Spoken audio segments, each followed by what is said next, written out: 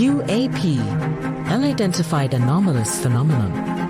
Are they extraterrestrial, interdimensional, time travelers in origin, or are they simply a result of top-secret military projects, false flag alien invasions, PSYOP, drones, or other human-made aircraft? Join the discussion now on UAP Crossfire.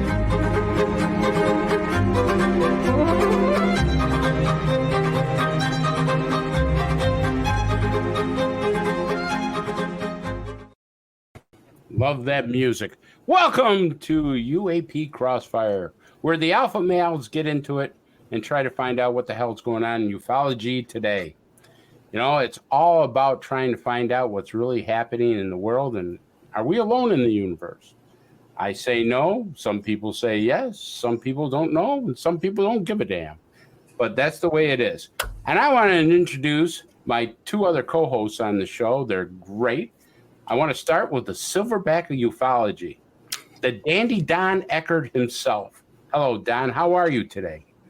Well, I'll tell you, I'm a heck of a lot better than I was 3 or 4 weeks ago, but I've been battling a damned respiratory virus, and got to tell you, Chris, you know me, I don't couch my language as a rule. It knocked me flat on my ass. But wow. I'm coming back, I think. Okay. You're making a comeback. That's what I like to hear. I'm still above ground. Well, that's good. That's good. I tell you that RSV virus will kick anybody's ass. I've had it before, and then sometimes you lay there and you go, "Oh, please, God, take me now." You know. Well, I'll tell you, I had lost literally my voice for almost a week. Well, I think I talked to you at one point weeks ago. Yeah, it does affect your memory once in a while, that RSV. I'm sure. Up and stuff like that. You know what will cure that is a good snot of bourbon. I've always found that clears up that stuff. I don't have any bourbon.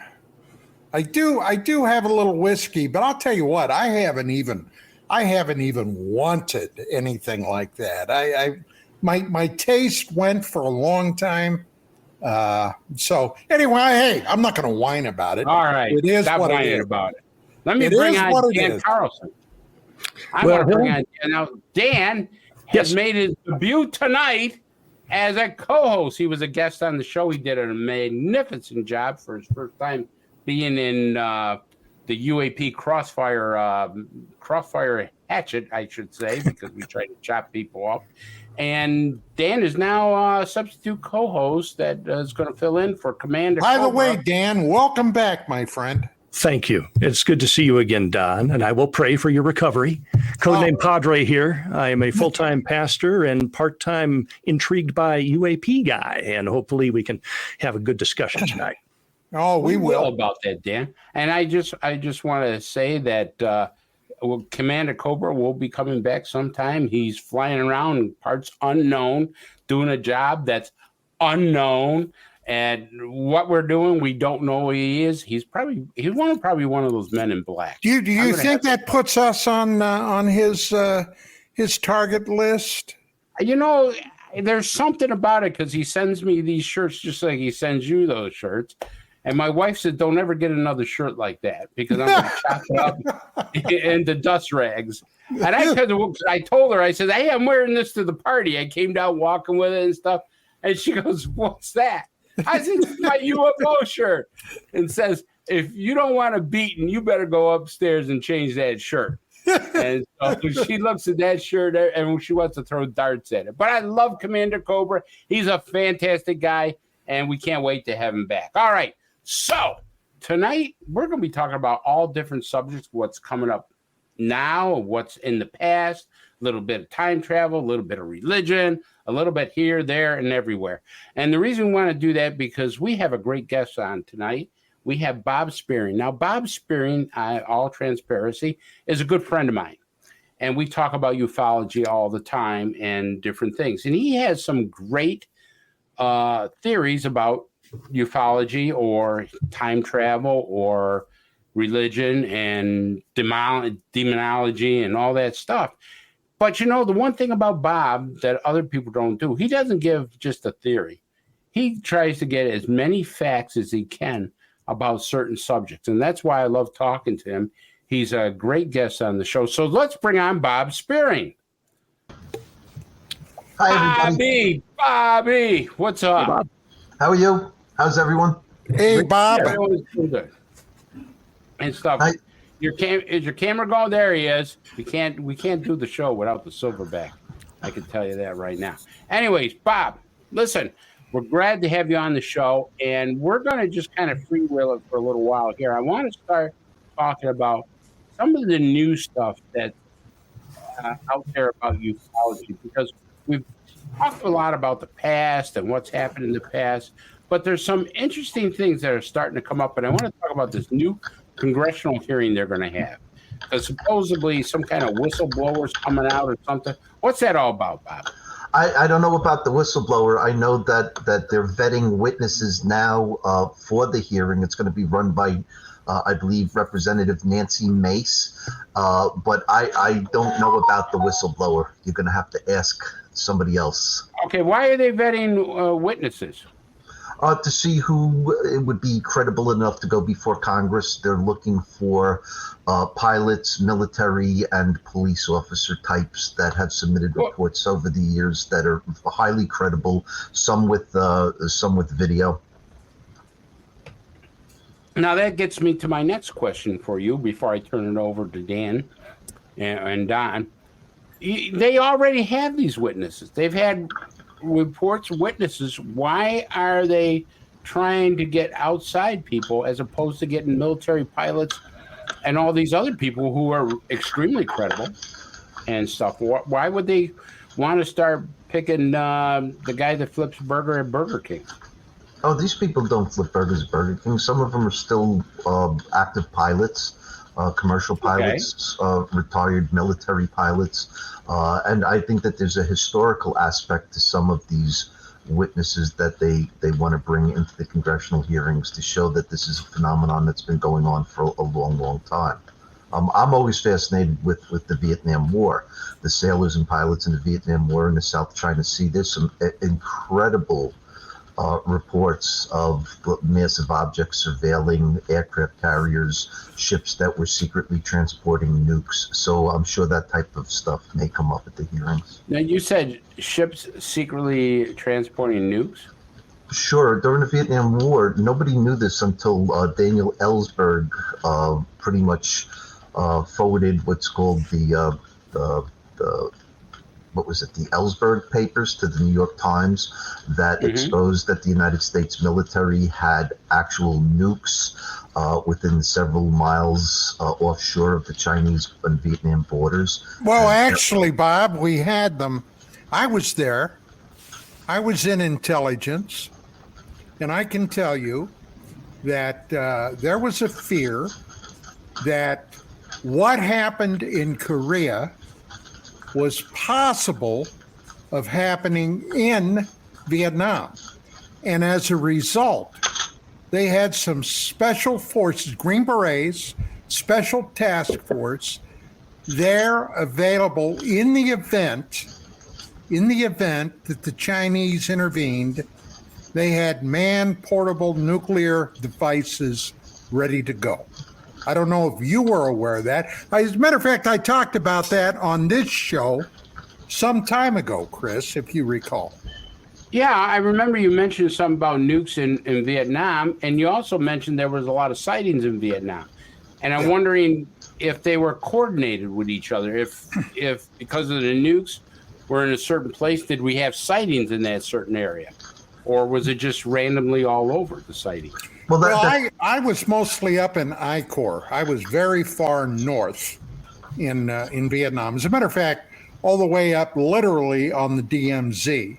So there were some events, and I related a case where some aircraft, per se, air quotes, okay, were flying from the north to the south. A couple of F-4 Phantom jets were emergency, launch from Da Nang, and they flew up there, and purportedly they fired missiles at these things, hitting at least one, which detonated in a huge explosion. They sent a recon team in the next day. They found the spot where this happened, but there was no debris, just one hellacious-sized burn mark. So take that for what it's worth. So, Don, what you're saying that in Vietnam, they actually shot down a UFO? Yeah, about 60. This happened about 69. As a matter of fact, it was reported in, I believe it was Newsweek magazine, either Newsweek or Time. They had a report in there. Now, at the time, they weren't talking UFOs or UAPs. They were talking what was believed to have been maybe a communist jet or helicopter. They were very, they were very fuzzy about what this thing was, but a Phantom did shoot it down. So, well, that's interesting because we're here in the States. There's always been rumor, and I'll get to Bob later on in the show about this, over Lake Huron, where they said an F-22 Raptor might have shot down a UFO, but they couldn't find it in the lake. They found everything else in the lake, but they couldn't find the UFO. Dan, I want to go to you now. Now, I'm opening up this thing about some of the new stuff that's happening throughout the United States and with Congress. What's your take on what do you think we're going to hear with Nancy Mace and this whole crew here? And also, what do you find new in ufology that's well, the scuttlebutt that I'm hearing lately has to do with something called Immaculate Constellation, a secret government program allegedly involving the reverse engineering of recovered UAP debris or craft.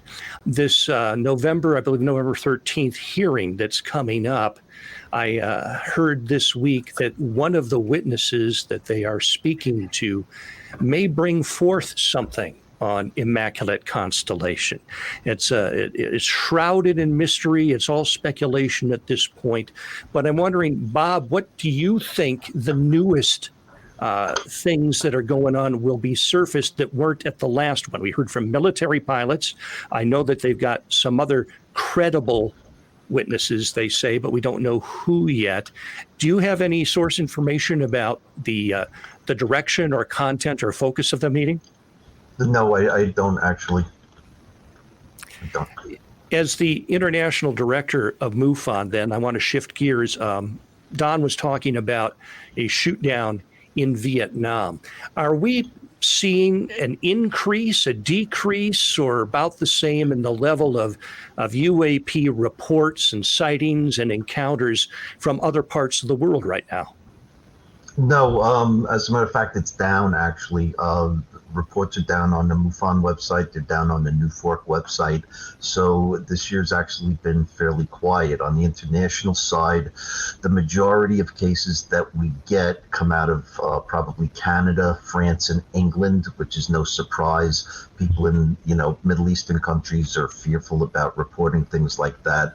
And there are other agencies overseas in the Far East that take a lot of reports. We also get a lot of Australian reports, but there's been no spikes whatsoever. If anything, it's actually gone down a little bit.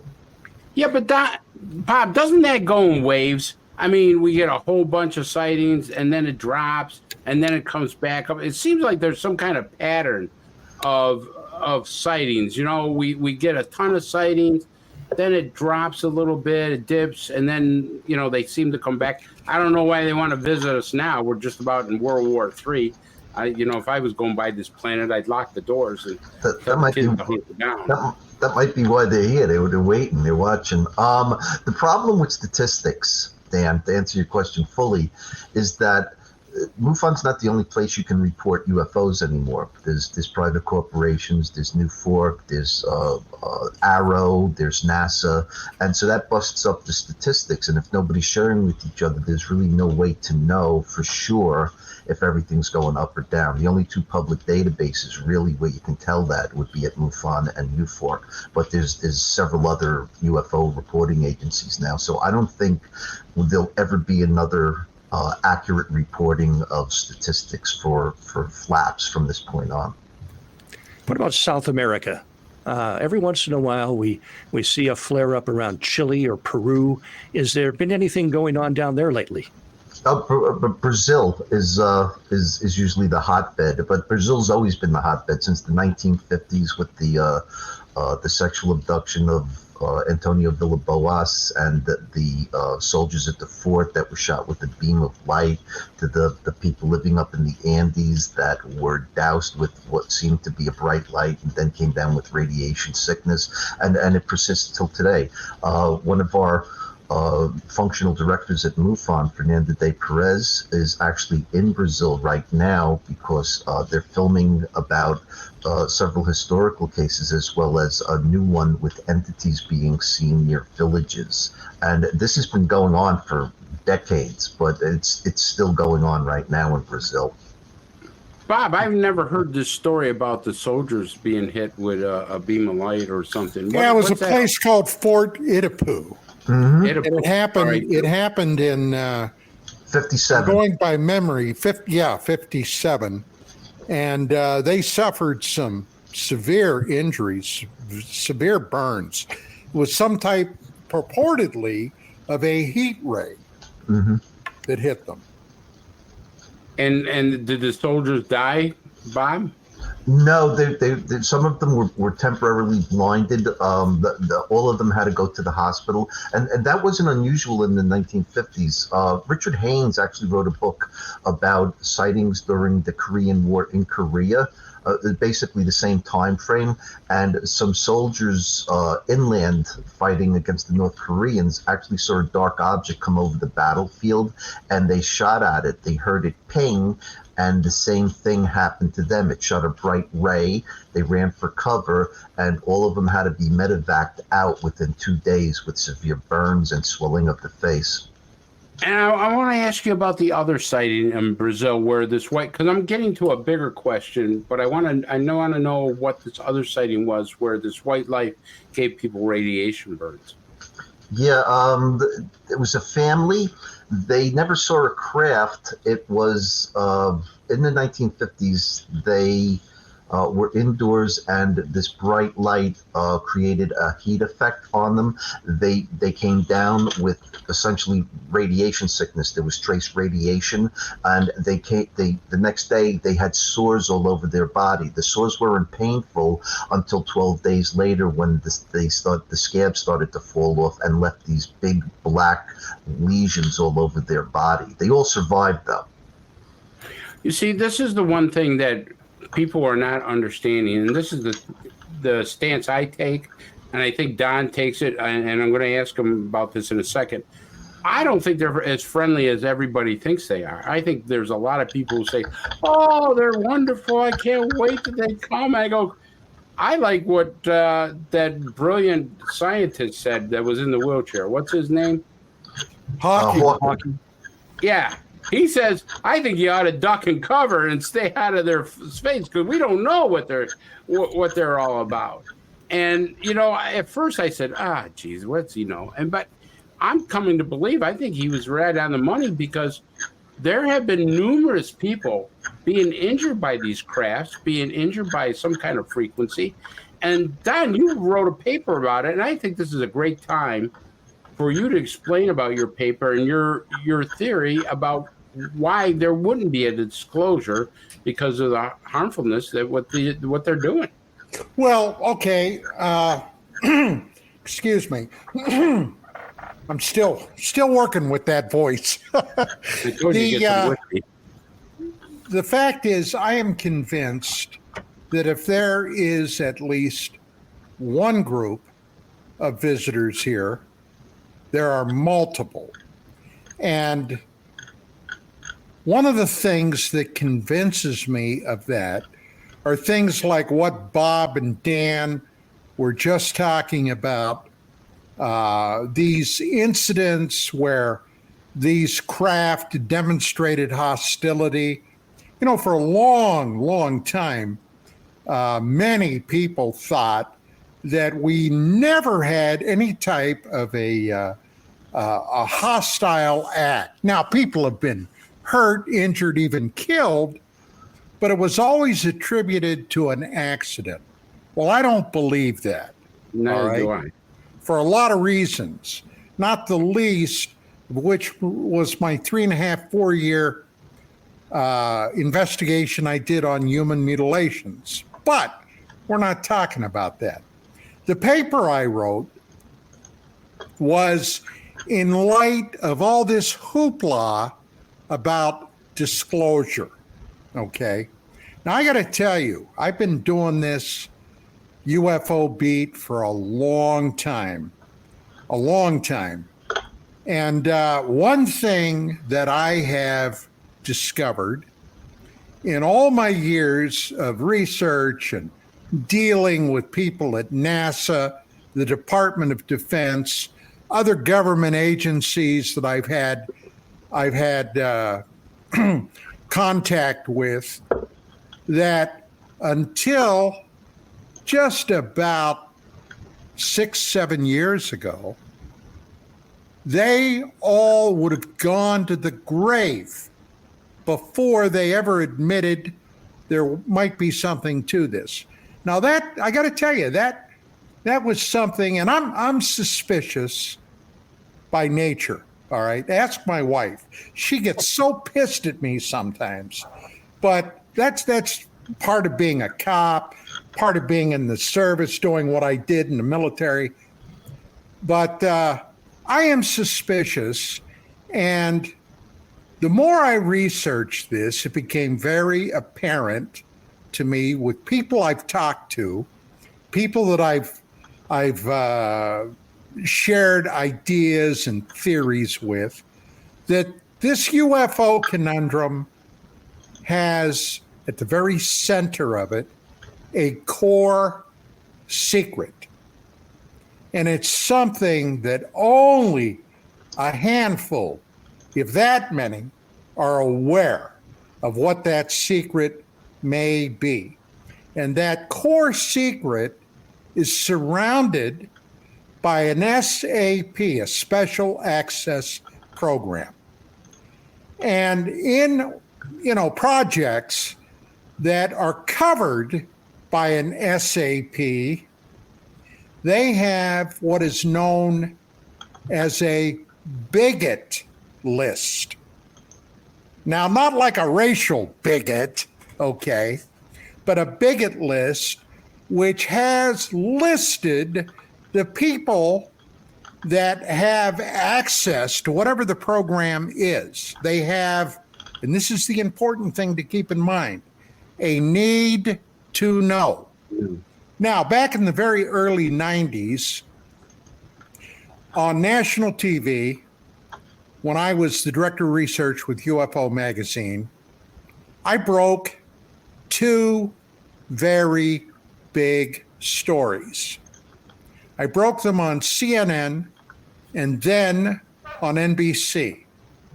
One involved a Soviet Union probe, this is before the Iron Curtain fell, of course, called Phobos 1 and 2, that were being sent to Mars. Now, there's a long backstory to this thing. I'm not going to go into it unless you ask me about it. But basically, they were going to Mars with these probes. And I might add, NASA was involved with this mission, something they didn't talk about at the time, but NASA was involved. And the idea was that around 2014, 2015, which now has been a decade ago, there were plans at that point to send a joint manned mission to the Red Planet. So here's what they planned to do with Phobos 1 and 2. was get to Mars and then do a series of tests on the Martian moon Phobos. Okay? Mars has two moons, Phobos and Deimos, both very small. Okay?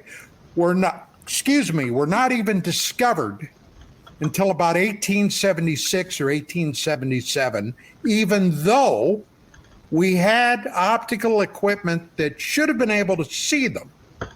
And suddenly, boom, they popped out, there they were. Now, at the time, it caused quite a stir, all right, with like the British Royal Astronomical Association and others. But the plan was to find out what Phobos was made out of. The idea was to land a ship on Phobos with American astronauts, Russian cosmonauts, and then use that as a stepping stone to go down to the red planet itself. Well, everything was going swimmingly with Phobos 2. Phobos 1, they lost about roughly a month after launch. And they have no idea what happened to it. The Russians said it was a combination of human and computer error. They lost that probe. Phobos 2 got there. But then something happened that to this day causes a hell of a controversy. And that something is, according to Glav Cosmos, okay, which was the Russian space agency, it encountered a huge anomaly that the Russians said was 25 kilometers in length. Wow. And about 1.5 kilometers in diameter. It took a picture. I got that picture. You can find that picture. Yeah, you can find it today on the web. Phobos 2, the Phobos 2 and anomaly photograph. What did you think it was, Don? A ship. Okay. A ship. From where? God only knows. Hey, it's not the first huge object that's been seen out in our solar system. But according to, now, once again, there's a hell of a backstory here. Zecharia Sitchin, the guy that wrote what today is collectively known as the Earth Chronicles series, in his third or fourth book titled Genesis Revisited, Sitchin talks about Phobos 2 when it went to Mars before it was destroyed. Okay. This huge object, purportedly, according to Glav Cosmos, rammed the probe. Now, one of the reasons it may have rammed the probe, destroying it, whatever it was, something hit the probe and destroyed it. The probe had a very powerful laser device on board. And this laser originally was to be detailed to fire a series of bursts into the Martian moon Phobos. And then they intended to analyze what the gases were from a result of this firing. Okay. Now, if that in fact was a ship and it saw that laser and it recognized that as a threat, that certainly would have been one reason to destroy it. And it did. Now, the other case, and there's a point to all this, the other case that I broke was something called the STS-48 shuttle and video. Okay, this was in June of 92. First, I showed this on NBC, Then I ended up going on back on Larry King again. I showed it on the Larry King show. I ended up debating Jim Oberg from NASA, and boy, was that a Donnybrook. By the way, I ate his lunch, and he's never forgiven me for it to this day. But at any rate, this shuttle mission, STS-48, observed a UFO in orbit rising above the limb of the Earth, and then something happened. This was a live feed from STS-48, a live feed, all right? There was a sudden blossoming flash of brilliant light that lasted for a second, and then suddenly something was streaking at the UFO. Now, if you've ever seen this video, you may be aware of what I'm talking about. I personally think it was one of President Ronald Reagan's Star Wars weapons that was deployed and used, called Brilliant Pebbles. Now, what Brilliant Pebbles was designed to do was fire like a massive shotgun blast of pellets at rising ICBMs in the event that anybody ever launched ICBMs, to take them out before they can come back to Earth. All right. I think that's what was fired at this object. But then, NASA, of course, denied it, said what we were seeing was the result of a wastewater dump, frozen urine in space. That's what they tried to sell the public. Problem was, the wastewater dump happened about 2.5, 3 minutes after this incident. Now, right there, two incidents that showed hostile action, okay? One by the UFO UAP, the other by us, all right? We took a shot at that UFO, or somebody did. Now, the more I worked on this paper, okay, and I'm aware of a lot of stuff that I've been exposed to over the last 30 plus years. But I became convinced that if there's one group of ETs here, there are multiple, maybe 5, 6, 7. And in all of those years, I've heard about one group that's irretrievably hostile toward humans. What's that group, Don? Huh? What is that group? Do we know what species? No. Hell no, I don't know. But once again, I do remember I was very close friends with Ingo Swann, the guy that developed the protocols for the Stargate remote viewing program.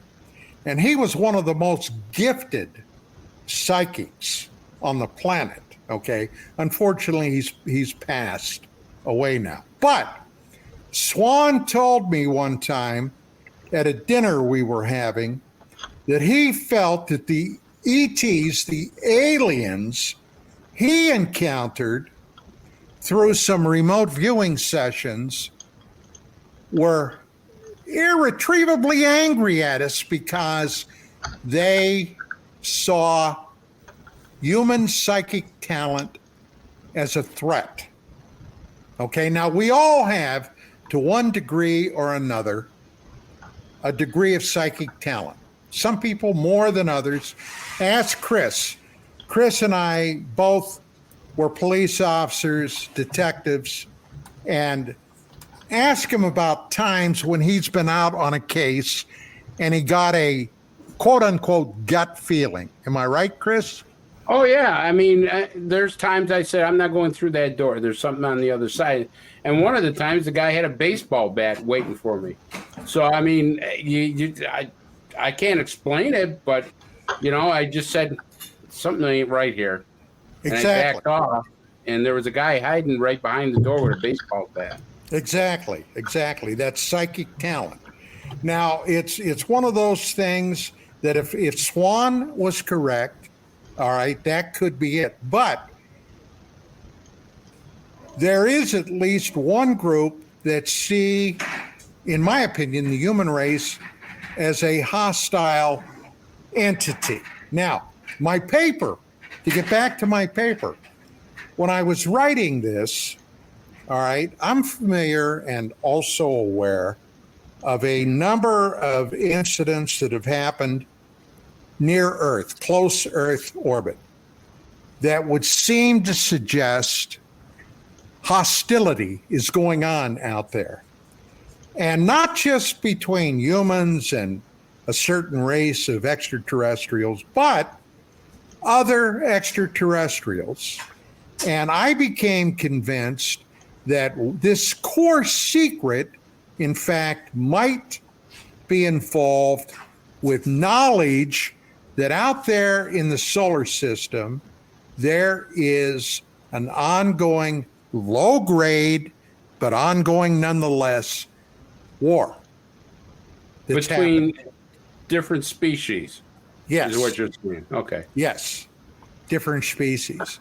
So let me that's basically the gestalt. That's what my paper is about. Don, hold on one second. Dan wanted to ask you a question, I think. I want to ask you a question about that.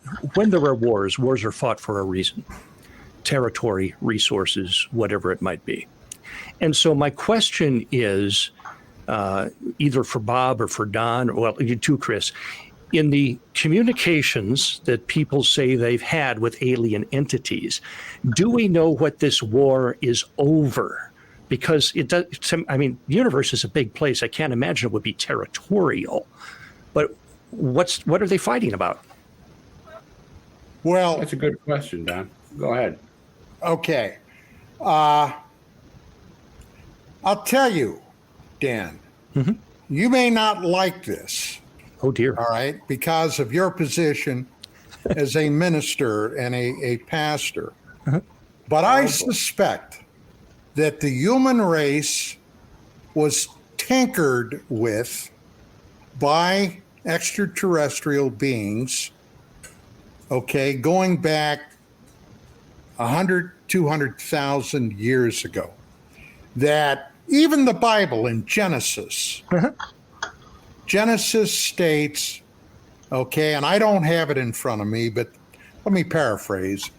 Let us go down and make man in our image. Now, what does that mean? All right. Well, it would seem to suggest that if there's any truth in that those beings had a reason. And I personally think it was initially to be a worker race, a slave race. And you take a look at the various mythologies through all the civilizations we're aware of, the Romans, the Greeks, the Sumerians, the Assyrians, the Hittites, okay? All of these groups of humans had mythos about the gods. And at that time, if there would have been ETs here with their technology, there's no doubt they would have been viewed as gods.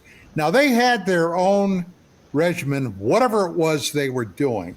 And it also often involved with human females. In Genesis chapter 6, verse 1 through 4, once again, paraphrasing, the sons of God looked down upon the face of the earth, found the women of man to be, well, pretty hot. Yeah. And they went down and took as many wives and concubines as they wanted.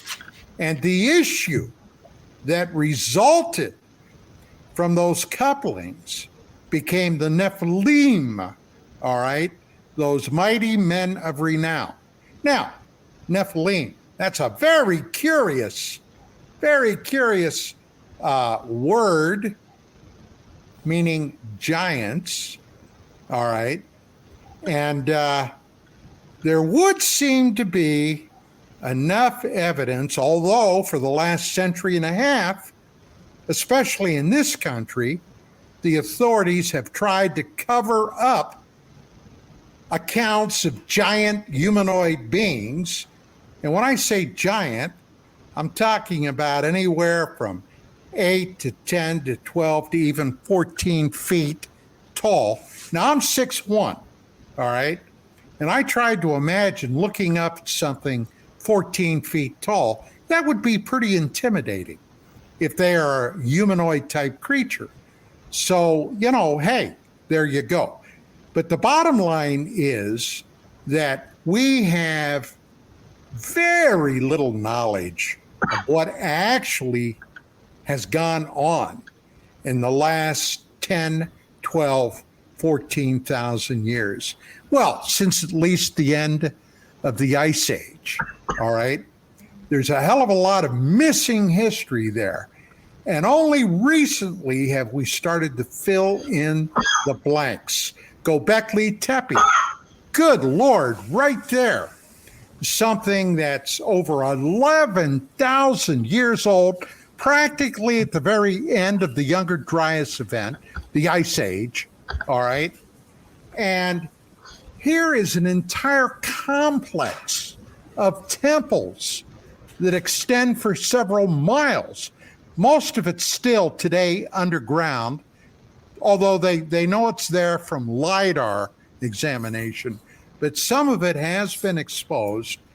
And if you believe mainstream academia, those people, humans at that point in time, were barely out of the cave. Well, cave dwellers don't make what they found there. It's too precise, too technologically advanced, and there's a lot of information on that, including constellations in the skies. Now, what does that mean? The bottom line for me, it means that those people were probably refugees from the survivors of an advanced civilization that was destroyed at the end of the Younger Dryas event. Now, there's a hell of a lot more, but I'll stop there. I've been... Yeah, but Don, are you saying that... Don, are you saying that our ancestors were refugees from, a civilization that kind of tweaked us into what we are? Yeah. Well, I can tell you, and some of the people on Earth now, they broke the mold pretty bad because some of these people running around. I don't know how you can get them to be.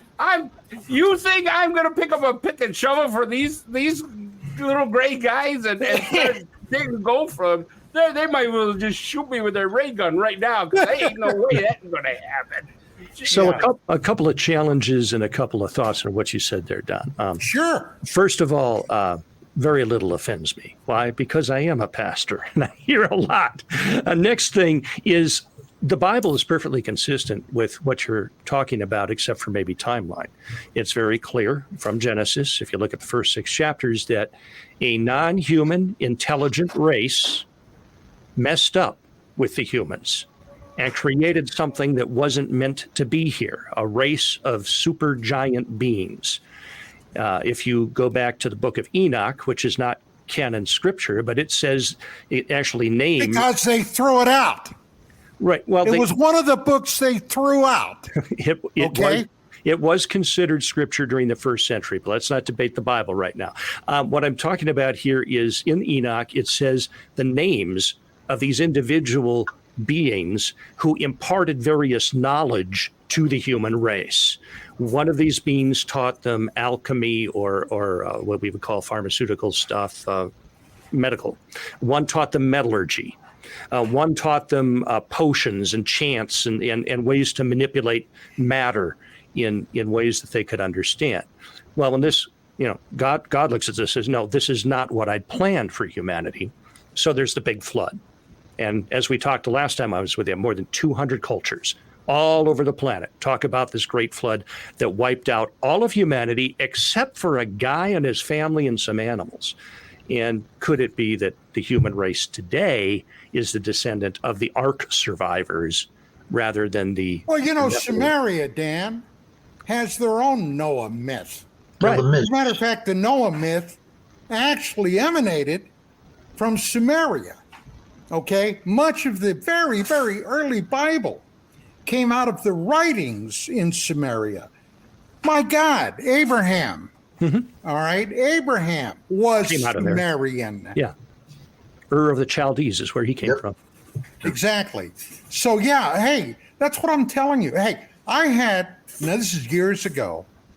This is kind of a funny story. All right? And it's a short one.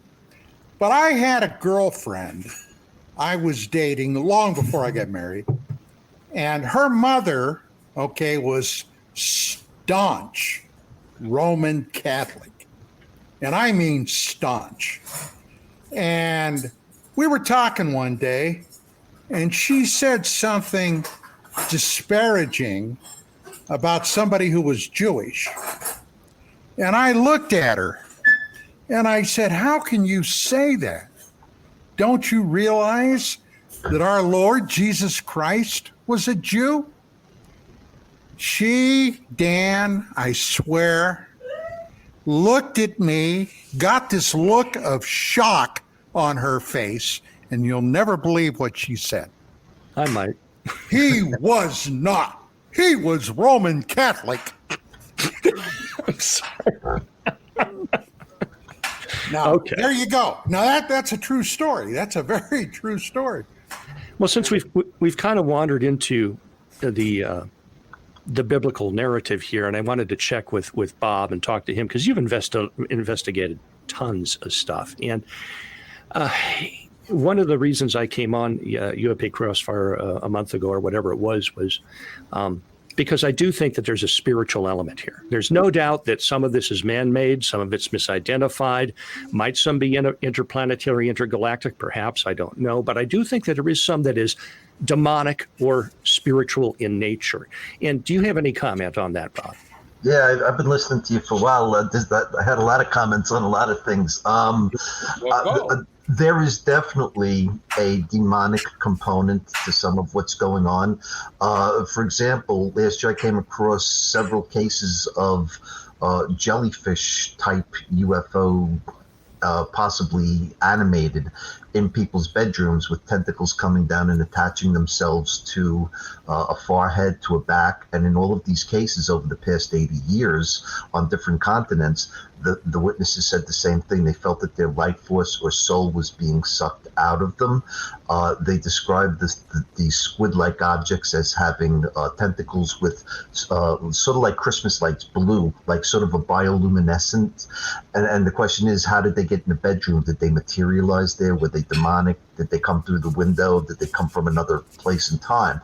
So I definitely believe that some of what's going on is demonic. I also believe that at the end of time, the book of Revelations, when it talks about the devil being released after 1,000 years to cause havoc again until he's eventually thrown into hell forever, the devil can't time travel. All right. If you believe in Jesus, Jesus pops up all over the place. They call him Christophanies, before he was born, after he died. All right. But the devil doesn't have that ability. And demons don't have bodies. All they can do is possess humans. Okay. So my theory has always been, let's say that the devil gets out 1,000 years from now. Technology then would be like magic to us today. What would the devil do? He doesn't want to go to hell. So he'd find the technology and the demonic people he possessed to go back in time to try to change the timeline. So that's where I'm into that type of thing. I do want to make a point about Operation Brilliant Pebbles. Okay, well, Brilliant Pebbles was part of the Star Wars program under Reagan, and it wasn't practical at the time. They didn't think that the technology would work until the 21st century, the early 21st century. If you go to Wikipedia and you look up Operation Brilliant Pebbles, you will see a drawing, a schematic of what the satellite looks like. It looked like sort of like an egg with like Venetian blinds going up, which were the solar panels. It'll also show you a coverage map around the globe of where these satellites were going to be. Then if you go to Starlink and you look at a picture of a fully deployed Starlink satellite, it is an exact duplicate of a schematic of the Operation Brilliant Pebbles. If you look at the coverage map of Starlink, it is exactly the same as the proposed Operation Brilliant Pebbles map.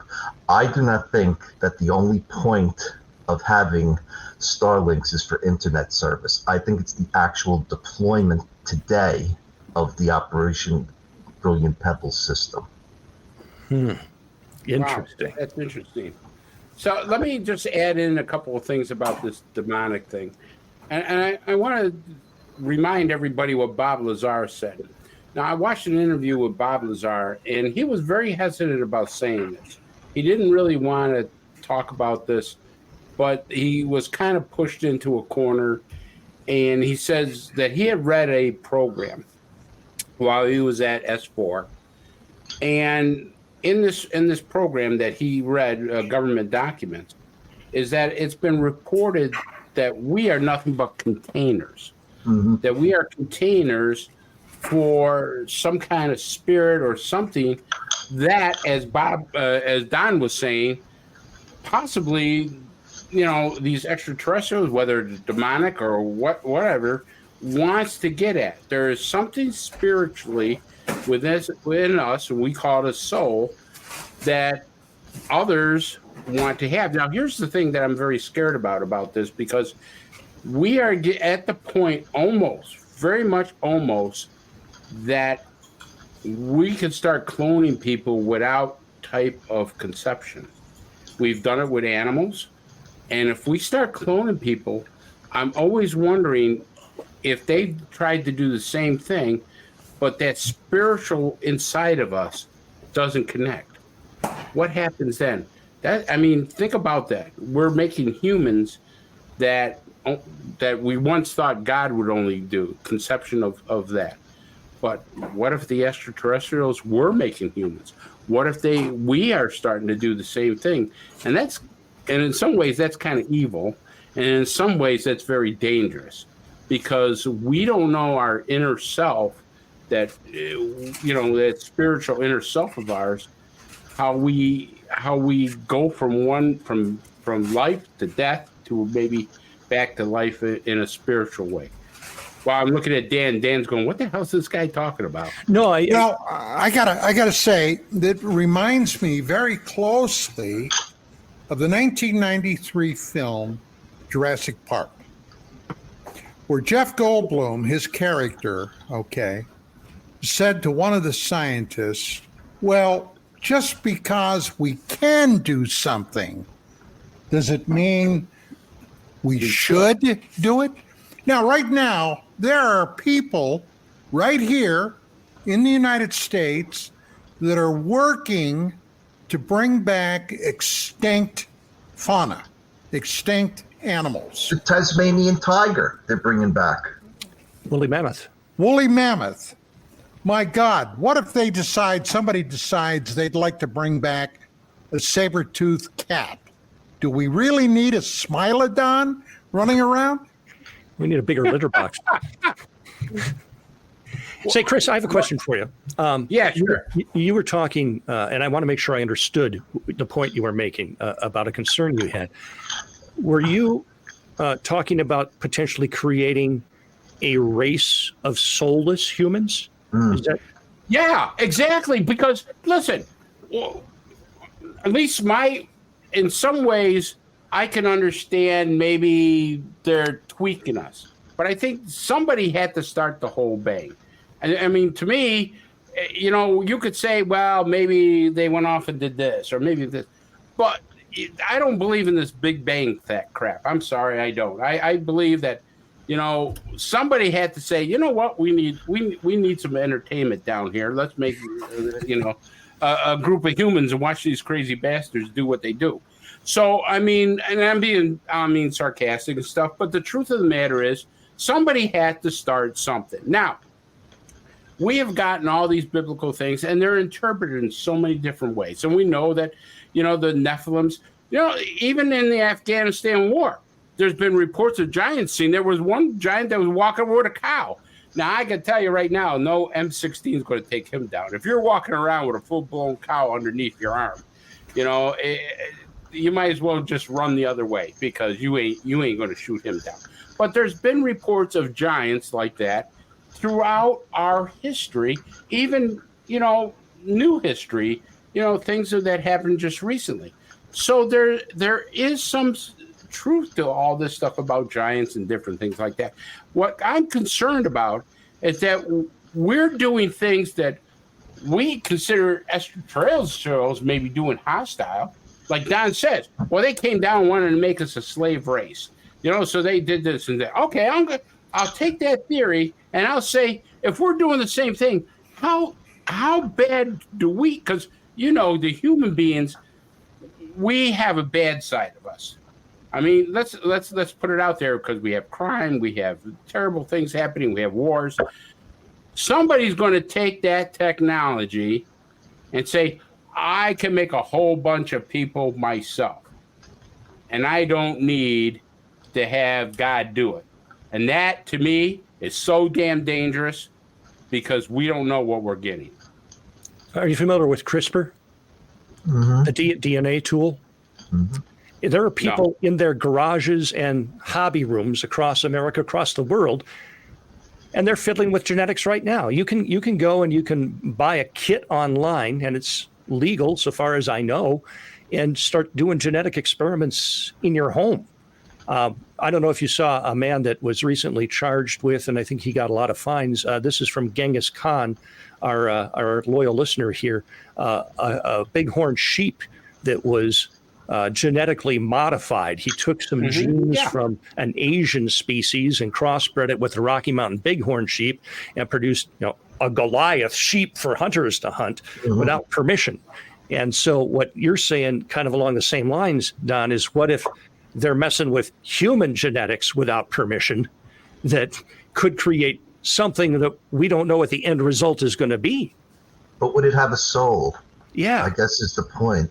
Yeah. Yeah, that's what I'm saying.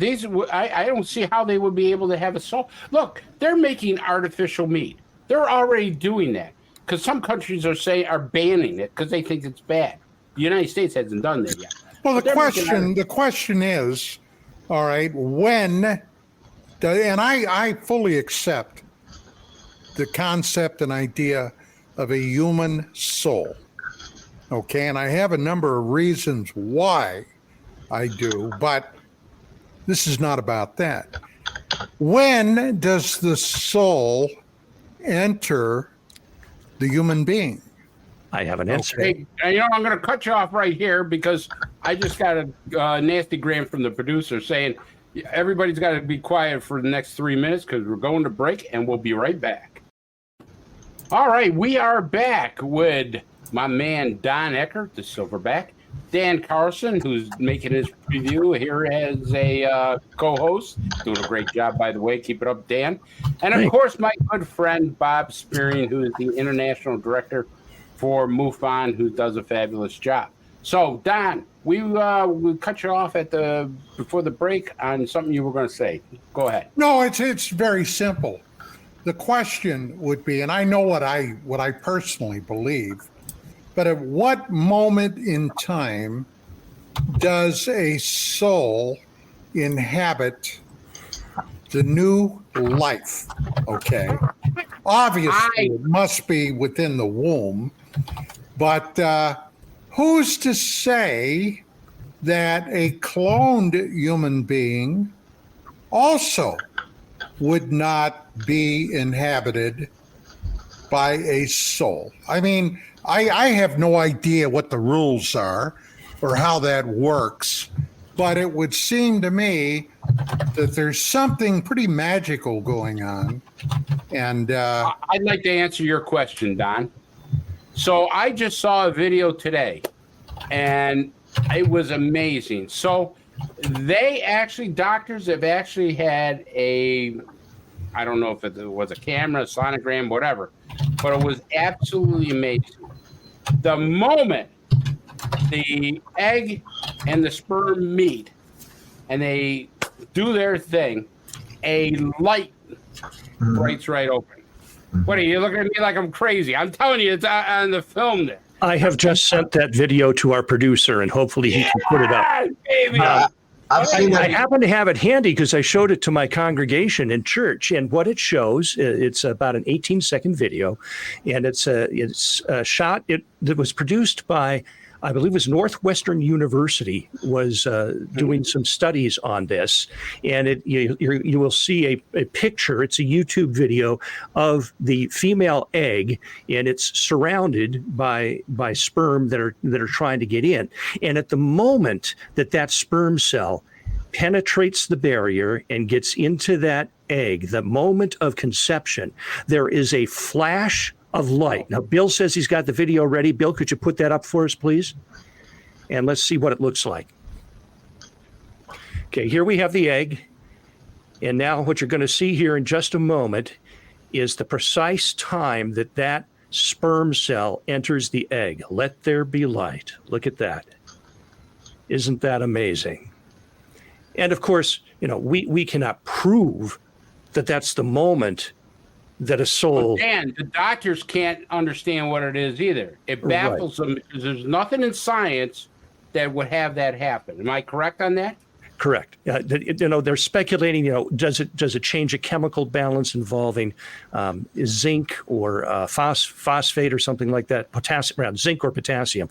But still, the bottom line is there is a flash of light at the moment of conception, which takes us back to the Bible. God, the author of life, let there be light. And so here we have this new being. And, if you ask ChatGPT or any of your other AI programs, at what moment does that entity exhibit human DNA? It will tell you objectively that the moment that egg is fertilized, that sperm gets in, boom, it's a zygote, and it has human DNA contributed by both the father or the source of the sperm and the mother. So something miraculous truly does take place there. And I don't know how many of you guys are dads or fathers or were present at the birth of your children. It is a life-changing experience to see that new life that comes in. But getting back to the UAP and UFO topic here, Don, what I wanted to ask you, or rather, Bob, what I wanted to ask you was, in my previous career, I was a broadcast meteorologist, and was very interested as we get into the UAP reporting about the parameters of meteorology when a sighting is reported to MUFON. Can you relate to me, just for my own interest, when your investigators are asking the questions, what weather parameters are recorded? When the witness submits a report to MUFON, they're not asked about the weather. They don't mention the weather. But when our investigator gets the case, we have what's called Form 30, and that's where the investigator actually fills out everything for his investigation. There's an entire section for weather. Some people, I think, use the University of Arizona website for weather. Some use Wonderground. There's several others, but there's parameters for, was there any unusual weather events? What was the temperature? What was the dew point? It will automatically calculate the cloud ceiling. All right. Wind direction, wind speed, which I think is one of the most important parameters, because that's the way you can tell what a lot of IFOs are, such as Chinese lanterns. If, for example, the wind is 4 miles per hour or more, a paper lantern will get ripped apart. If a red orb's going, west, and the wind's going east, and it's 17 miles per hour, it's not a lantern. It'd be something like unknown. So there's an entire section where we fill out items for weather. And do you know, is barometric pressure part of what's recorded at the time? I ask because in addition to the broadcast stuff, I was in forensic meteorology for a while, and I'm sure our two former detectives would know what that is. But basically, I was hired to go back and reconstruct weather at the scene of an event that was going to court, and then I would testify as an expert witness on the weather conditions.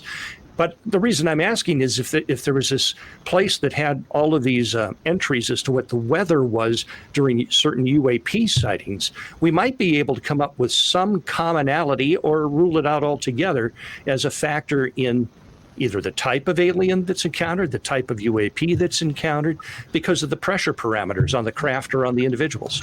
Well, what's interesting is Fran Ridge, from the curator of NICAP, he has his MADAR 3 project, where he has a series of these little boxes the size of a cigarette pack. I have one, and it basically does two things. It goes into alarm if there is a sudden drop or rise in barometric pressure, and also if there is a sudden compass gyration. And the theory behind it is that it may indicate something coming in or out of the atmosphere within 50 miles of this little unit. And he's got them pretty much all over the United States right now, with volunteers who pay $200 for them. And we've caught 3 anomalous objects, including one where a witness at exactly the same time near Fort Knox saw an octagon come down over his house at precisely the same time. A MADAR unit about 20 miles away went off at 4:15 in the morning. So wow. We know we caught one. So yeah, so they're using, Fran Ridge is using, barometric pressure in a very scientific way. Could I just add one thing? I found the article when we were originally talking before about the family that got doused with the radiation. It was actually from 1886 in Venezuela. It was in Scientific American. And they have the exact date, October 24th. They were awakened by a loud humming noise, vivid dazzling light, which illuminated the interior. They were terror-stricken. They threw themselves on their knees and prayed. They started to violently vomit. They had swellings in the upper parts of their body, around the face and lips. There was a sensation of heat, and there was a smoky appearance and a peculiar smell, all right, which we get with a lot of UFO reports. Then they were left with large black blotches, and when the skin peeled off, these blotches were transformed into virulent raw sores. This is from Scientific American. Huh. That's amazing. Let me just jump in here right quick. Don, I want to go back a little bit because I want to ask Bob a question, but I want you to comment first. You had explained that you think there's a low-intensity war or some kind of interstellar type of war, galaxy war, or something like that. And I think through the ages, we have seen the possibility that you are correct, because history shows through paintings and through writings and everything that there have been some types of combat, in the sky even earlier. Am I correct on that, Don? Yes. Yes. So go ahead. Let's, if you want to. Well, the big question is, what might it be about? And what I think, at least I give this credence, is that if in fact the human race was genetically tinkered with at some time in our remote past to develop us into the Homo sapiens that we are today, we basically are under the purview, whether it's intensely or maybe not so intensely, of one particular group of extraterrestrials. Now, if there's one here, there's more than one. And there's nothing in the books that say that all these guys got to get along with each other. If there is a group like Ingo Swann mentioned to me that finds us to be basically a hostile civilization because of our psi talent, such as it is, then they may be out for our worst, endings. And the group that created us or other groups may see that as a threat for whatever reason to them. Hey, look, personally, I think that we are, and this is going to sound weird, but that we are in basically a quarantine zone. Somebody has a quarantine.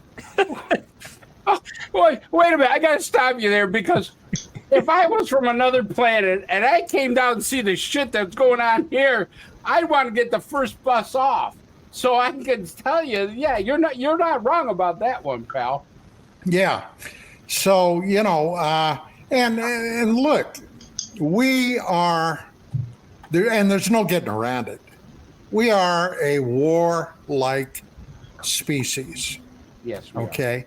We have been at war with each other since the very beginning. And not to get off on a tangent, but Dan will know what I'm talking about. There was a group of strange beings that popped up in Sumeria that are called the Anunnaki. Mm-hmm. And according to Zecharia Sitchin, basically that translates roughly into those who from heaven to earth came.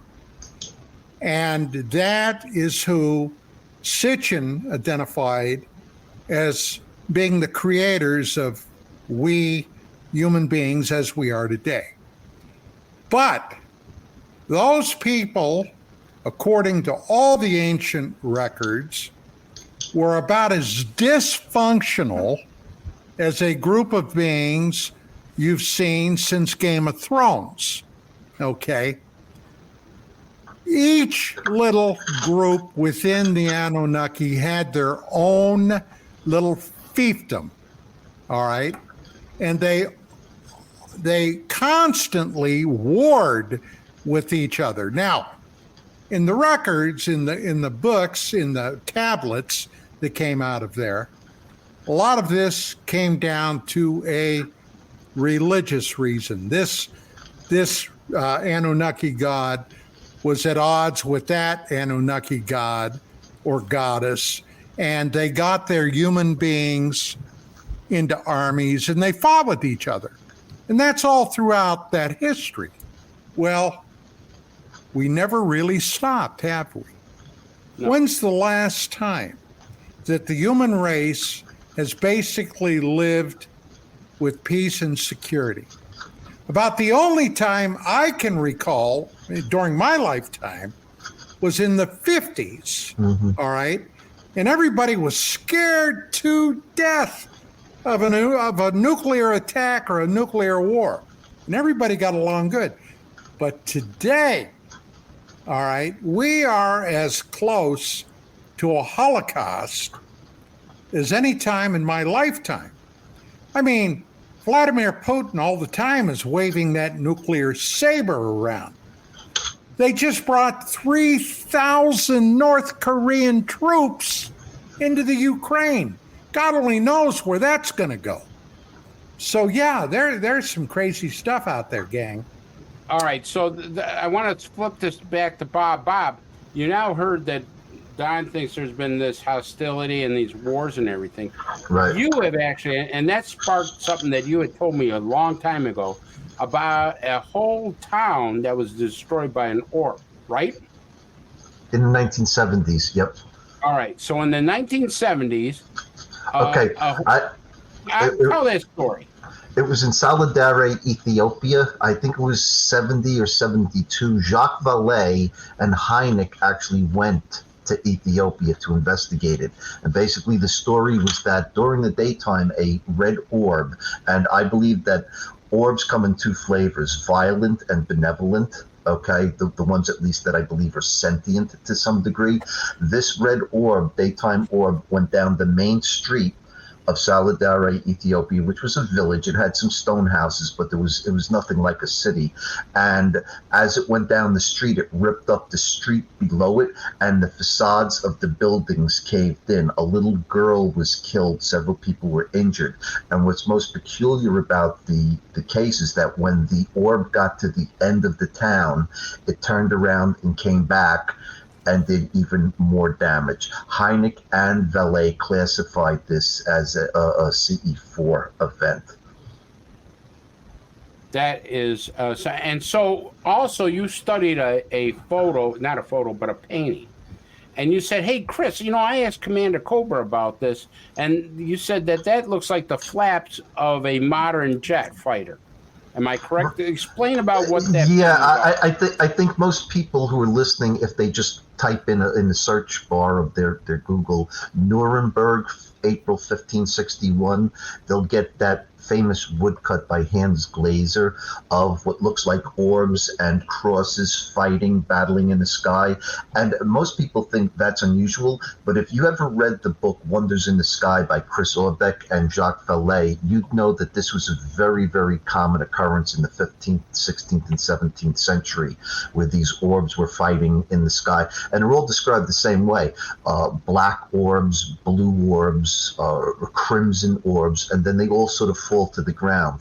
But the thing that makes the Nuremberg April 1561 sky battle interesting is that in the newspaper account below the woodcut that was in this old-fashioned newspaper, it says that later in the day a big black spear came passing by. And when you look at the bottom of the woodcut, which is very colorful, it's my screensaver actually, you see this, it looks like a fixed wing aircraft. It almost looks like a B-1 bomber, and it has front wings and it has rear wings, all right, stabilizers. And also there are two sections where it seems like there's a cutout on the bottom of it. And when Commander Cobra looked at the picture, he agreed with me that it actually looks like it was landing flaps coming down, which is why you could see partially through the triangle. So I believe, and I've always believed, that we've been dealing with time travelers that have been going back and forth across time. I believe trying to manipulate the timeline for literally forever. I'm also a big fan of Sitchin. Sitchin has been butchered over the decades, especially when we had the Nibiru, the planet that he talks about where the Anunnaki came from. It was going to destroy the Earth in 2012. If Sitchin was correct, Nibiru would be about as far away in its orbital path as it could possibly be right now. The last time it was here was approximately when Christ was born.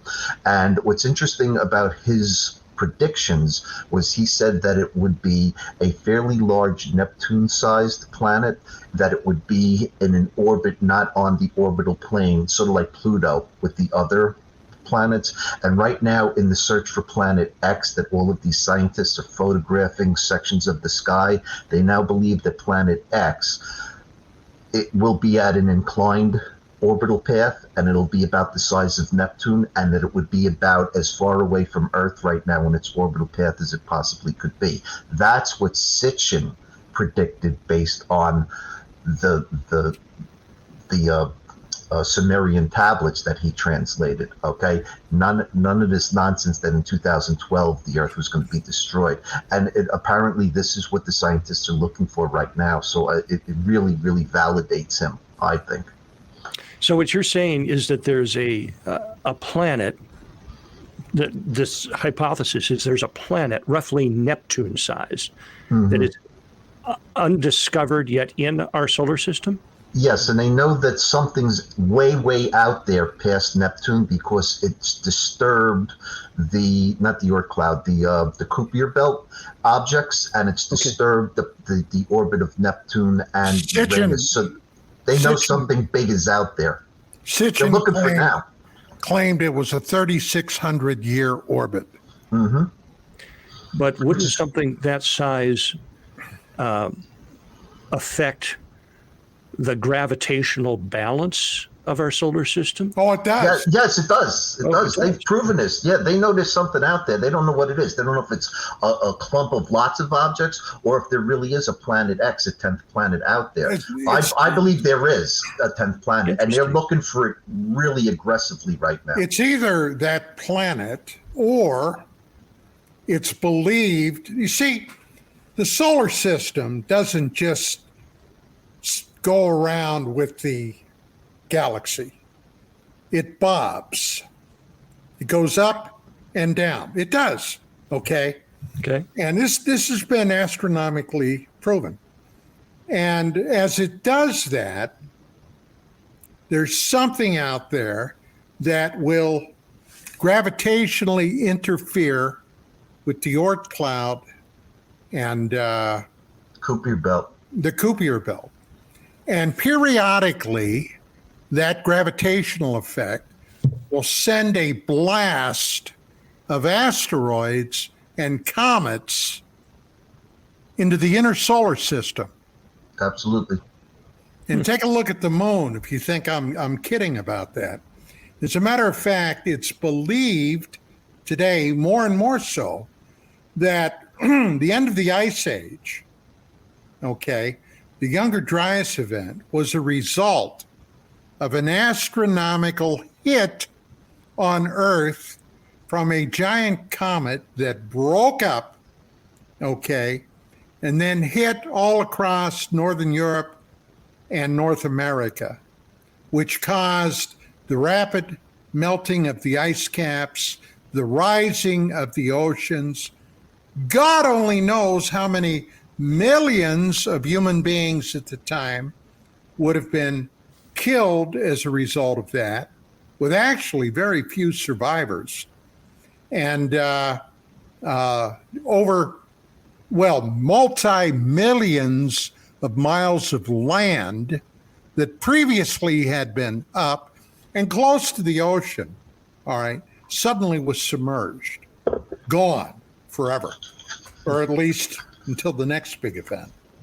So yeah, there was one hell of a hootenanny that happened then. You mentioned time travel, Bob, and yes, forgive me, guys, for being maybe the skeptic here. I'll tell you why I do not believe in time travel.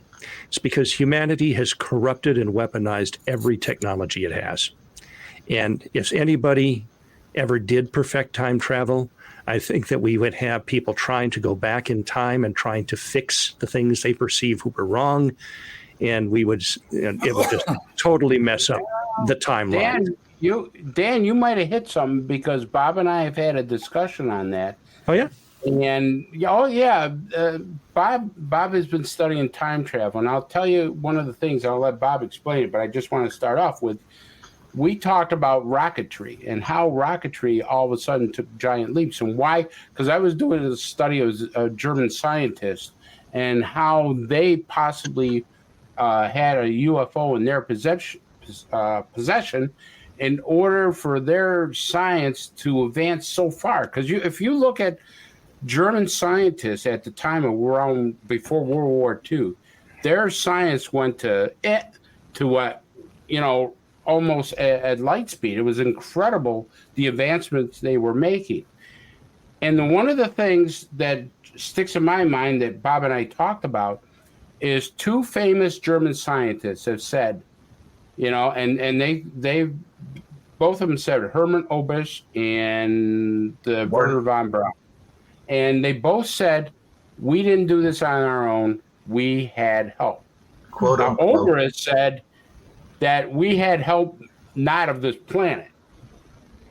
And that's what Herbert Oberst was saying. So we knew that because Colonel Rupert, when he got the Germans' files, said the Nazi scientists were so far advanced, they were making things that could be construed to look like a UFO. Because they were making circular crafts, everything else at that time. Oh, absolutely. Now, here's the kicker, and I want Bob to explain why he thinks that Werner von Braun might have had help. And I'm going to let you take it from there, Bob.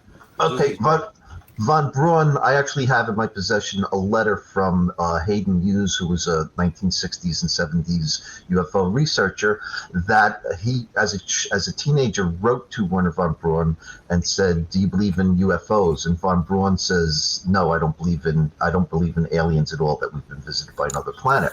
However, when Werner von Braun came over in Operation Paperclip after the war, he was working in New Mexico for several years before he on a secret space program for the United States military, before he ended up at NASA, and after that at a private corporation when he died of cancer in the 70s. While he was in New Mexico in the 1950s, he decided to write a book describing how we would actually technologically really go to Mars. Okay, and it's a very boring book. I've read it. Basically, he lays out how they would have to do it in steps. But in chapter 28, he talks about how the colony would be governed. And the colony would be governed by a leader called the Elon, E-L-O-N. This is in 1952. I believe, long before Elon Musk was born. And Elon Musk, by the way, is the guy that wants to go to Mars and has, called himself, the Emperor of Mars. In the book, Werner von Braun calls Elon the Imperator of Mars. Okay, but there's a lot more to it. I believe that the technology that came out of Star Wars with Elon Musk is based on the work of Werner von Braun. If you look at the V2 rocket, okay, it looks exactly like Elon Musk's Starship that's going to go to Mars, except for two little front tail fins on the front of it. So there's a lot of correlations between Elon Musk and Werner von Braun. It's interesting. World War II aviation is a hobby of mine, and I've always been fascinated by the Foo Fighters. And people need to stop and consider this: that at the beginning of the war, not Manchuria with the Japanese, in the Europe area in 1939, many of the countries of the world, their frontline aircraft, their fighter planes were still biplanes. Mm-hmm. And 6 years later, mm-hmm. the U.S., Britain, Germany are all flying jets. Mm-hmm. And that tremendous technological leap forward seems almost incomprehensible to me without some kind of help from somewhere. Mm-hmm. There's a museum I visit in Virginia Beach. It's the Aviation Museum there. And they have a mock-up model of an experimental German aircraft hanging from the ceiling and in one of their hangars. And that thing looks very much like the stealth aircraft that we were seeing about the time that the F-117 came out. The Germans were working on a flying wing that through Operation Paperclip and so forth, we adopted. Look at our new B-2 and B-21 aircraft flying in wings. So, yes, I do think that something was going on. But then again, we have to acknowledge that Hitler and his upper echelon were really into the occult and getting back into they were into the real, Dan. The real society. Yeah. If we look at the from my perspective, the Christian concept in the biblical way, we have a history of malevolent, non-human intelligences trying to harm humanity, and Chris has spoken to this earlier in this broadcast. But is it inconceivable that some of those same entities might have helped or tried to help the Nazis? And we saw maybe through the Foo Fighters and everything going on then, maybe a clash between some of these opposing forces. I don't know. Thoughts? Well, thank God they didn't help them with nuclear power. Yeah, they seem to be averse to that. The alien species are averse to nukes, from what we can tell. There was an article today about, I just pulled it up because I was reading it earlier in the National Interest. It posted 11 hours ago. Basically, the article is, did Nazi Germany build the first stealth plane? And it basically tries to explain that maybe we got the idea for our B-21 Raider from Nazi technology. It's up there now on the National Interest, a major website. Well, Don, didn't the Horton brothers first come up with the flying wing back in, I think it was 1939, between 1939 to 1941? The Horton brothers actually created it, and some people say that Kenneth Arnold's sighting would have been some of experimental planes that we took from the Nazi scientists that came over here. Well, everybody thinks, excuse me, that the Kenneth Arnold sighting involved discs. They were not discs. They looked actually, believe it or not, like a flying boot heel. The heel of a boot. Okay. I've got a photograph that I was given many years ago that supposedly came from Air Force intelligence with one of these things. It's kind of a blurry blob on this, but it's unmistakably, excuse me, if it's anything, it's not a saucer. I could tell you that, and I want to play this video here because you mentioned the Foo Fighters, and I want to get your comments on this after that.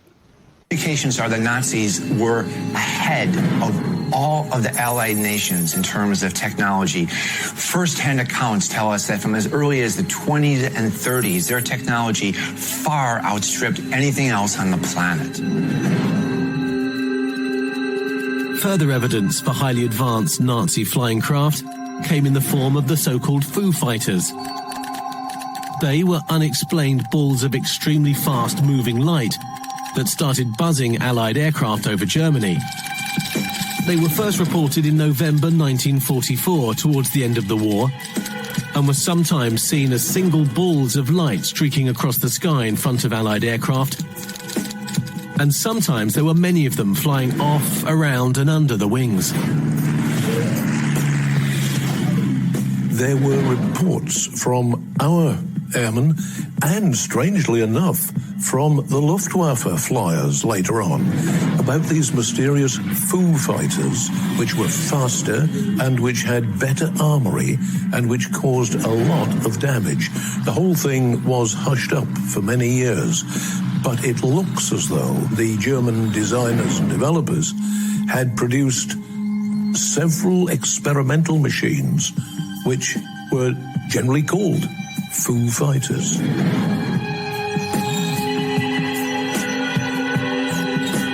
Some pilots described them as resembling Christmas tree lights and reported that they seemed to toy with the aircraft, making wild turns before simply vanishing. Pilots and aircrew reported that the objects flew in formation with their aircraft and behaved as if under intelligent control, as they could never be outmaneuvered or shot down.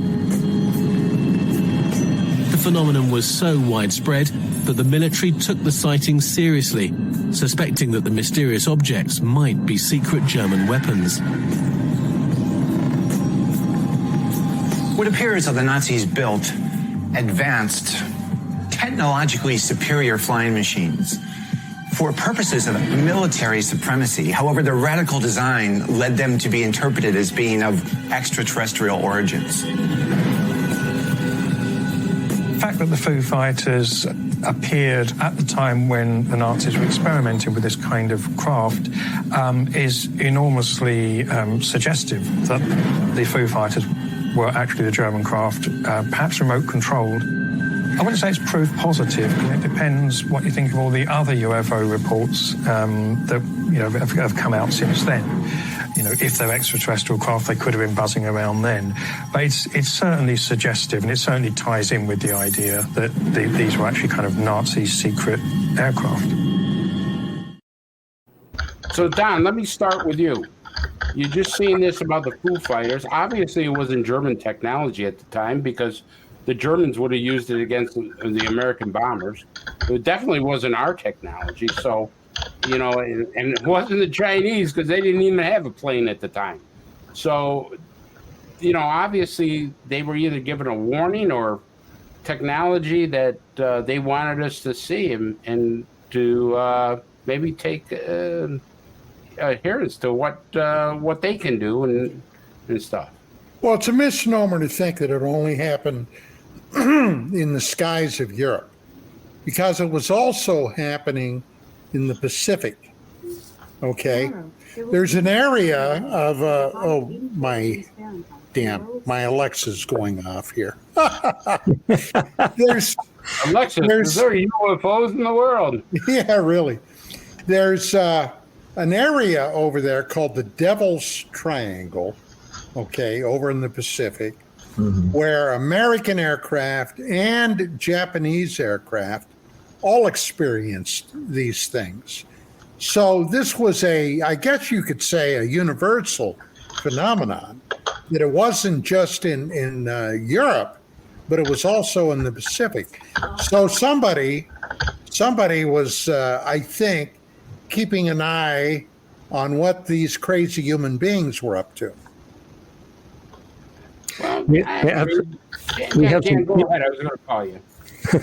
We have some images that Bob has been sending in here, and maybe we could put those up. And Bob, would you like to explain what we're looking at? Sure. When Don was talking about Kenneth Arnold's sighting, that they really didn't look like discs, basically we have a database of about 10,000 witness drawings in MUFON, and I picked out several for a slideshow I was doing of craft in our database from today that look exactly like Kenneth Arnold. And the one photograph of Kenneth Arnold holding his actual model of what he saw is also in that same slide. Do we have that up? Yeah. Bill, do you have that?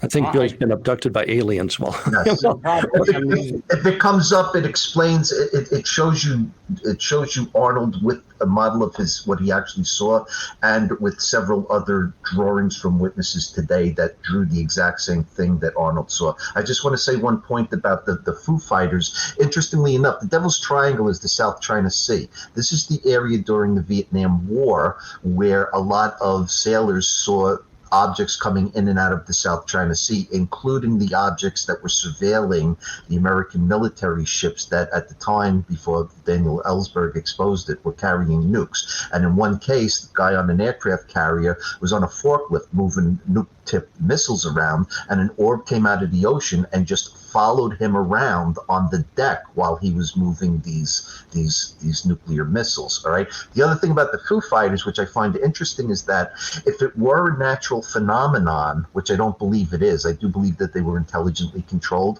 we'd be seeing them off the wings of aircraft pretty much thousands of times a day if it was some sort of electrical or weather phenomena. After the war, it ceased. So these obvious Foo Fighters were intrigued by the planes or accompanied them for some reason that we might not know. The Americans thought they were the Japanese thought that they were the Americans thought they were the Nazis thought it was the Americans.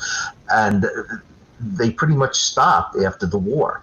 That tells me it wasn't a weather phenomenon. These objects were actually checking out the military aircraft of the opposing armies.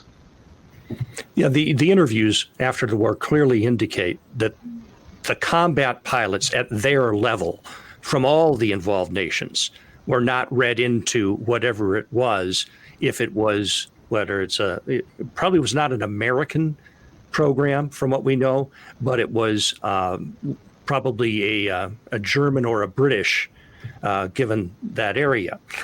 We have those images. We got that photograph, Dan, if you want to put it up. Look at those. Bob, go ahead and explain these. Okay, so all of the Kenneth Arnold down there in the right-hand corner, that's what he actually saw. This is where the term flying saucers came from, because he said they seem to be skipping like saucers. But the actual shape almost looks like a boomerang with a point in the middle. And what you see all around from left to right on top and on the left-hand side with, near Arnold, these are all drawings that we get from MUFON witnesses, and you can see that they're very, very similar to what Arnold saw back in 1940. What was it, 47 or 48? 47. 47, yeah. So, I mean, is this a coincidence that people draw these things till this day that look so similar to what Arnold saw? Yeah, I want to ask. Go ahead, Dan. No, I just said, wow, that's really amazing. You know, speaking of where you're getting this material, I want to talk to you about a project that you're working on now. I know you're limited to what you could say about it, but still, I think the people would be very interested.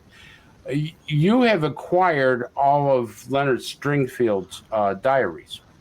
Am I correct on that? I haven't. MUFON has. Right, yeah.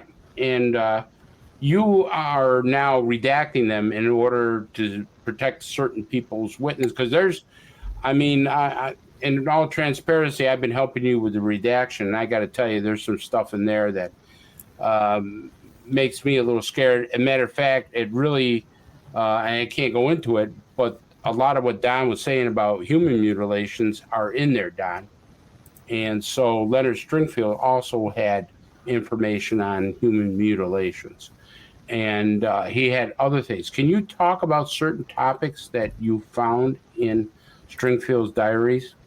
Yeah, well, one of them is actually coming to pass now. I mentioned before the show that there's right now Chinese scientists and Oxford scientists racing against time to put out reports that possibly intelligent signals are coming from the star Proxima Centauri, about 4.2 light years away from us, where they're picking up this radio signal in a range that there is no known natural signal. 2021, they ruled it out as possible atmospheric noise bouncing back to Earth, but now they believe that the pulses that are coming might be from an intelligent civilization, and we may see reports from Oxford University and Chinese scientists within a month. What's really interesting about that is that in the Stringfield diary, I think it's diary number 14, Stringfield interviews a woman who claims she was abducted and taken to a planet around Proxima Centauri. All right, Proxima Centauri is a brown dwarf that can't be seen with the naked eye. And she describes that she was guided around this planet by someone called the Guardian and then returned to her home. She even drew pictures of what the houses look like.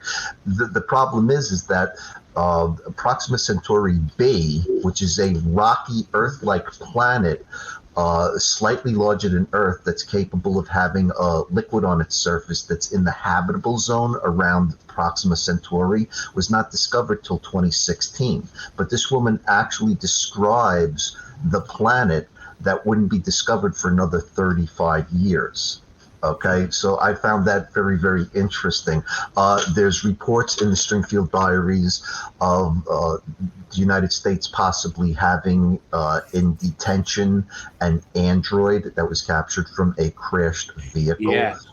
There's evidence that weather manipulation was being done in the 1970s by a very, very massive sized spacecraft over Canada in space. In 1965, there was a really great case of a woman with orbs coming into her bedroom. And up until that point, that was not a big thing. Well, today, everybody's got orbs in their bedroom.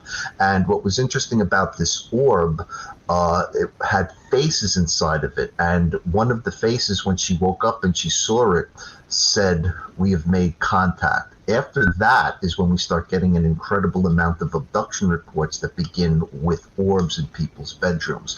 So all in all, there's 65 Stringfield diaries. Each of them is about 200 pages, totaling about 12,000 pages in all. Some of the material was in his book Situation Red, but the vast majority of it has never been seen before by anybody.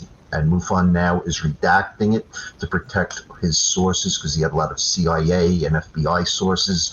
And we're releasing those diaries 1 month at a time. So we just put out number 1 in October on the Project Aquarius Library, and we'll be putting out number 2 on November 1st.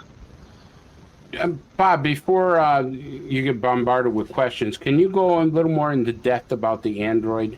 Because that's a fascinating story. I can only tell you a little bit that they may have had an android in possession for decades, who didn't age and who they exposed to some, rather unseemly experiments during that time. As late, the android may have been captured in 1948 and was still in U.S. possession in 1978. And he may still be alive, and he doesn't age, and he may still be in United States custody today. Don, you've had a lot of stories about encounters and species and everything. Have you ever heard about an android being captured? That tickled my memory, but I don't recall, excuse me, I don't recall a lot about it, but I did hear something like that, but it's been quite a while ago. Okay, it's not been recently. Wasn't there? But I like so many things, you hear an interesting story like that, no follow-up, no data, no evidence, no facts. So it just kind of, goes the way of the dodo. Well, I will tell you that MUFON has the medical reports and the name of the military base. Wasn't there some incident, and forgive me here because I'm kind of new in this field, Pascagoula, Mississippi, where the fishermen who were taken, did not they describe their abductors as being robotic? Yes. Yeah. Yes. Yeah, you're exactly right, Dan. They weren't humanoid looking. They had big horns coming out the side and a big horn coming out the front, and they were sort of silver like mummies. But they had arms and legs, didn't they? They did, yes. Okay. What was the name of the one captor? He just passed away. Calvin Parker. Calvin Parker. He was a pistol. Let me tell you something. He absolutely explained about how these robotic creatures had actually come up to him and his partner, and he was touched, and a whole tranquil thing came over his body where he couldn't, just didn't want to fight, and he just followed them in. However, after these robotic people took him into the craft, he said there was a human-like female. And I was laughing. I said, Calvin, what'd she look like? Wow, I would have dated her if I had a couple of beers in me. I was like, Calvin, what did you say? Yeah, he says, until she started sticking her fingers down my throat, I kind of liking her. But, oh, my God. And so, but, yeah, there are reports of some kind of robotic or android type of creature that comes out, but they look like they're kind of like worker bees, like we talk about the Greys, as opposed to being the main people. Dan, go ahead. What were you going to say? No, I was just going back in my mind to try to think of things that were described as robotic. Wasn't there another instance of the something called a flat woods monster that that was UAP affiliated? That West was Virginia. a terrifying thing. Yeah. West Virginia, 52. And the witnesses described that also as being robotic. And a very foul smell. Smoke. Yeah, it was stinky. It was the stinky report. Yeah. Yeah. Well, that raises an interesting question. Do the abductees comment at all on odors when they're taken? Yeah. Yes, they do. Many times. Is there a dominant smell? Sulfuric or formaldehyde. Like rotten eggs, maybe? Yeah, like rotten eggs. Yep. Sulfuric. And if you watch the TV series Supernatural, you know that's demonic. Okay. Yeah. Sulfur? Oh, I didn't know that. Yeah. So how does that work, Don? Hell is burning with fire, sulfur. Say again. How does that work with burning in hell with sulfur? Sorry, you got me there. Go ahead.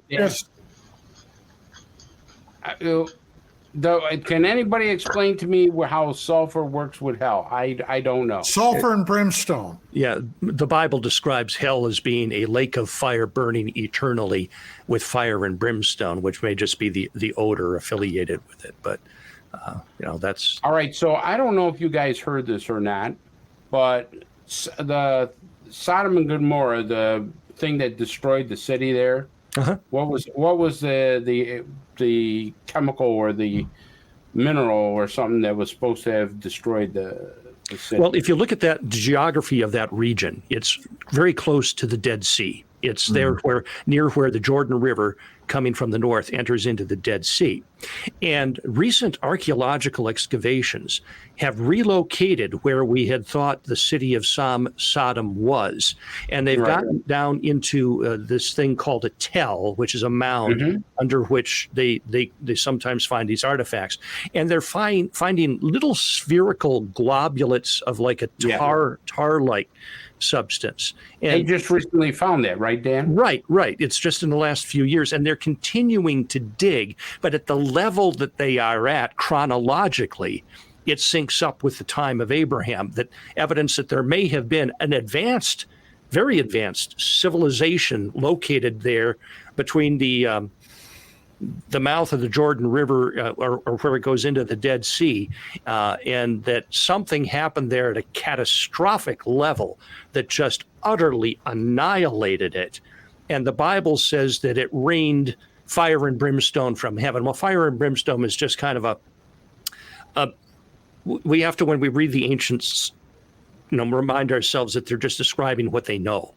And it was that kind of an odor, I would suspect, that those who saw it. I saw a science report on that it excuse me, this virus is kicking up again. That this incident happened roughly 3200 BC, and it was a result of an astronomical event that came down and hit a mountain range in Europe, somewhere in the vicinity of what today is Austria. And the impact was so great and so much debris was thrown up into space that is where it came down, Sodom and Gomorrah. It was the result of this impact. Now, do I know this for an absolute fact? No. But it was a very compelling exposition that I saw. You guys may have seen something about that at some point in the past, but I thought that made a lot of sense to me at the time. All I know is that in this finding that Dan was explaining, I read a similar article that they found ash, that they can't explain the ash substance that was with this sulfur, brimstone, whatever the pebbles were and stuff of that nature. But I do remember reading that the scientists were baffled because there was ash there that goes. So, that's result of fires, Chris. Fire. Something like that would cause massive fires. But the fires indicated burn extreme heat with that instance. Just the way that things were kind of fused together. It wasn't your ordinary house fire. It was something cataclysmic, as you said, Don. There's one thing I want to ask Bob, and I'm going to ask him straight out. Bob, do you think part of this ufology thing is demonic? Yes. Absolutely. All right. We got 3 minutes before the show ends. I want you to explain. Well, I think that geez, my mind just went blank now. Oh, that's great. I just went blank. Yeah. Geez, I never went blank before. Demonic, demons, bad guys.